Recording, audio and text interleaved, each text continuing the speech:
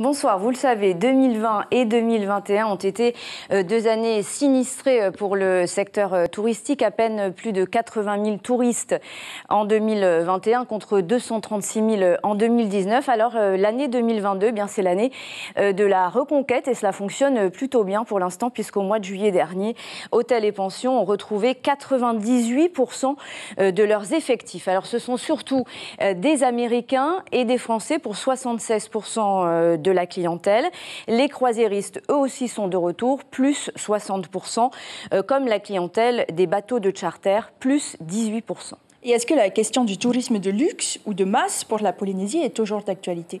Alors oui, elle est plus que jamais d'actualité puisque depuis la crise sanitaire, la Polynésie est répertoriée parmi les destinations appelées slow tourisme.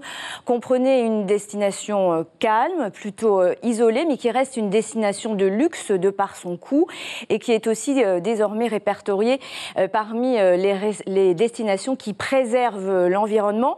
Et la Polynésie qui a beaucoup déjà de compagnies aériennes. On compte une trentaine de vols par semaine au départ de la Polynésie. Alors avec l'arrivée de Delta Airlines prévue au mois de décembre prochain et l'ouverture la semaine prochaine d'une nouvelle ligne sur Seattle, il faut s'attendre à plus de touristes à accueillir. Et est-ce qu'on s'oriente vers un agrandissement de l'aéroport et un développement des structures d'hébergement?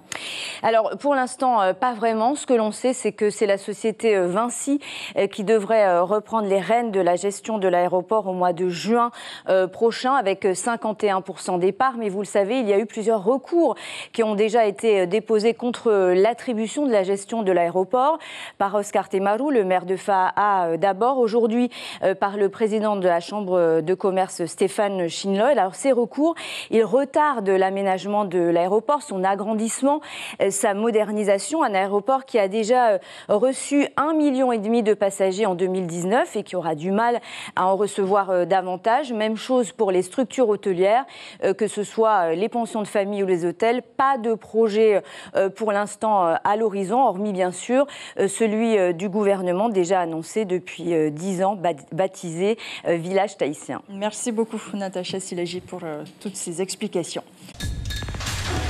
L'information en continu sur Polynésie la première, Internet et réseaux sociaux.